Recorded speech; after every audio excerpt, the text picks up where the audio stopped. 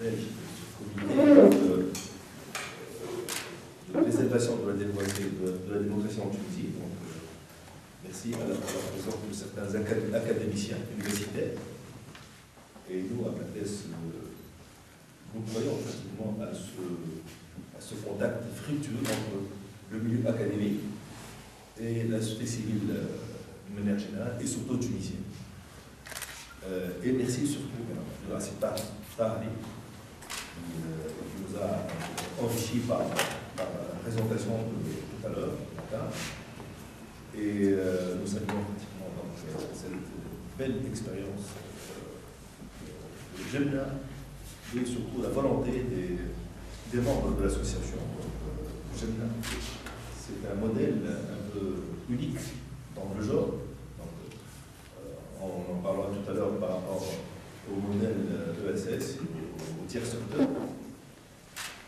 Et par rapport à tout cela, donc, nous sommes qui? Nous sommes pratiquement un réseau tunisien qui a été créé depuis 2012, après la Révolution, bien que une tentative a été faite après 18 ans de ça. Nous avons tenté de créer une association qui travaille sur ce modèle-là, de Ben Ali. Et on a été malheureusement un peu rappelé à l'ordre. Donc on nous a réservé une suite pour nous recevoir. Et on a été même menacé au quotidien par rapport à un dossier qui a été déposé pour créer cette association qui devait travailler avec des amis de l'autre côté de la rive de la Méditerranée et des amis marocains. Malheureusement, on n'a pu voir le jour cette association, première association, qu'en 2012. Et depuis, cette association elle a évolué pour devenir un réseau qui est constitué de à peu près 26 associations, travaillant sur ce modèle-là de l'économie sociale et solidaire. Une association qui travaille sur la citoyenneté, sur le renforcement de la citoyenneté en Tunisie. Je pense qu'on a véritablement besoin.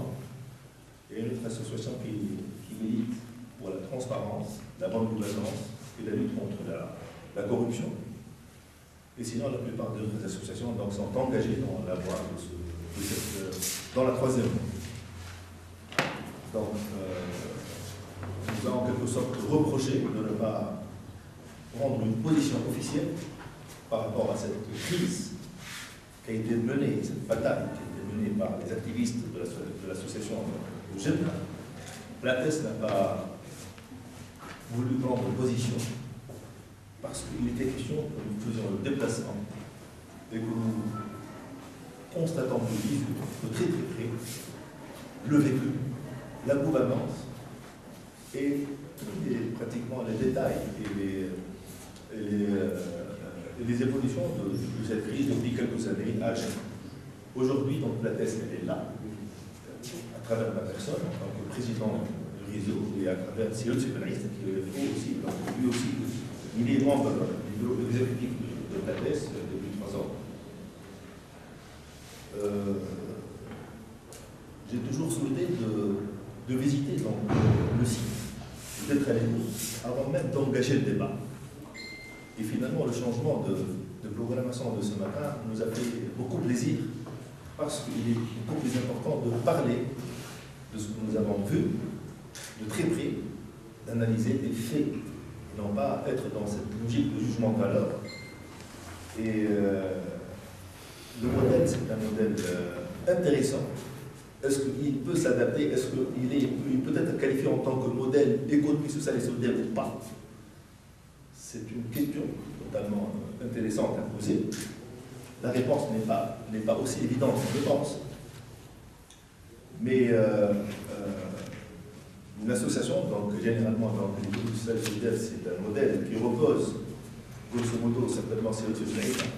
On va vous en parler tout à l'heure sur le contour, le périmètre de l'écosystème de l'ESS, et les associations en font partie. Donc, ce n'est pas forcément une coopérative, une mutuelle, mais c'est une association, comme les fondations. Ce sont ces 4 composantes-là sur lesquelles repose pratiquement tout le système de l'ESS, avec un petit rajout qui a fait un certain moment polémique, l'entrepreneuriat social. Donc l'association de Gemna n'est pas une coopérative. J'ai pris acte de tous les détails et des solutions proposées par les institutions tunisiennes et surtout le ministère de l'Agriculture pour que les choses évoluent et pour que le travail et ceux qui vont s'engager encore pour être dans la gouvernance du palmier soit une coopérative et non pas une association. Bon. Certes, une association elle a un but non lucratif. Par exemple, une coopérative peut avoir quand même quelques ambitions pour assurer sa pérennité dans le temps. Mais toujours est-il, moi, à mon avis, l'économie sociale et solidaire, c'est plutôt un état d'esprit, avant que ce soit un statut officiel. Donc c'est l'état d'esprit des acteurs qui opèrent dans la structure. L'état d'esprit, généralement, ça revient toujours au BABA de ce modèle économique, à savoir qu'une personne une voie, une entrée libre et une sortie libre à tout moment. Ce qui n'est pas le cas de l'expérience coopérative en Tunisie dans les années 60. Parce qu'à l'époque, nos pauvres agriculteurs ont été obligés pratiquement d'y adhérer. Et certains se sont pratiquement mis fin à leur vie parce qu'ils ont tout perdu. Et parce que ça a à un certain moment déraillé de l'objectif et du modèle. Donc, on n'est plus dans cette logique-là. Le modèle coopératif à l'échelle internationale, c'est un modèle qui se développe. Il y a même des sociétés multinationales assez connues en Espagne, en Italie. Et ces sociétés multinationales, c'est des sociétés coopératives. Et ils tiennent à rester dans cette logique-là de monde coopératif. En Tunisie, Plates a tout essayé à un certain moment pour vulgariser le modèle coopératif. On a eu pas mal de problèmes et pas mal de récalcitrants. Parce que le vécu historique est un passif qui n'a pas été totalement clos. Et à un certain moment, nous nous sommes dit, généralement l'ESS, c'est une communication qui part du bas vers le haut. Donc il y a cette dimension de participation, de démocratie participative, qui doit caractériser pratiquement la chaîne de décision, la chaîne de valeur et tout ce qui est en relation du développement d'une structure économique ESS viable. Et on a en quelque sorte changé un peu de discours, malheureusement, et je pense que c'était la mauvaise solution, en invitant la plupart des acteurs et surtout des exploitants agricoles à aller dans la voie de sociétés mutuelles et de promouvoir le secteur des mutualités agricoles. On a vu à un certain moment, on a été un peu surpris, dans une région qui n'est pas loin de Tunis, il y avait à peu près une présence d'une cinquantaine d'exploitants agricoles individuels et quelques mutuelles. Et on a vu que pratiquement l'assistance était composée essentiellement de jeunes qui n'ont pas vécu l'expérience coopérative des années 60. Et pourtant, ces jeunes-là, on dirait qu'ils n'ont retenu que la partie négative de l'expérience coopérative des années 60 en Tunisie. La plupart de ces jeunes-là nous ont dit non, on n'y va pas dans la voie de la coopérative. Donc, alors que ce modèle-là, nous pensons à Plates, il est totalement adapté à la Tunisie, vu que la Tunisie a quelques problèmes structurels dans ce secteur agricole, dont essentiellement le morcellement des terres. Donc on ne peut pas être compétitif, on ne peut pas être performant sur le plan des résultats, sur le plan de la gouvernance, si pratiquement la paysannerie tunisienne repose à peu près à 80% sur des gens qui n'ont pas plus que 5 hectares. Donc, un modèle coopératif, un modèle mutuel, ça peut être une alternative et une très bonne solution, étant donné qu'il fédère, étant donné qu'il rassemble pratiquement autour de la table plusieurs agriculteurs qui peuvent être pratiquement des voisins et qui peuvent pratiquement créer une coopérative de services. Donc ils ne sont pas obligés, comme ça a été dans les années 60, de céder tous leurs biens. depuis pratiquement 6 mois, on n'a pas totalement baissé les bras. On reprend la petite bataille pour la Tunisie et pour développer le modèle coopératif. Et je pense que j'aime en tant qu'expérience. C'est une expérience qui peut être dupliquée dans pas mal de régions, parce que si moi j'enlève le mot association et que je mets le mot coopératif, eh bien nous sommes pratiquement dans le cadre d'une coopérative réellement. Donc je parle des faits, je ne parle pas de la forme juridique. Si on enlève le mot association entre coopérative, on est dans la coopérative. Mais est-ce que tout ce que font les associés de cette association cadre bien avec l'esprit du texte de 84, sachant qu'actuellement le ministère de l'Agriculture est en train d'écrire un nouveau projet en relation avec les mutuelles et la coopérative. Moi je pense, pour résumer ce que j'ai écouté, donc l'essentiel de ce que j'ai écouté ce matin, je retiens que finalement la Tunisie a très mal négocié la transition après l'indépendance de ces terres qui appartenaient aux colons, qui ont arraché les colons. Ils n'ont fait qu'arracher pratiquement des biens fonciers, immeubles, à des pauvres agriculteurs tunisiens. Donc, à la fin des années 1890, 1890 jusqu'à 2005 à peu près, et une situation de fait qui fait que la meilleure partie agricole de la Tunisie a été cédée aux colons.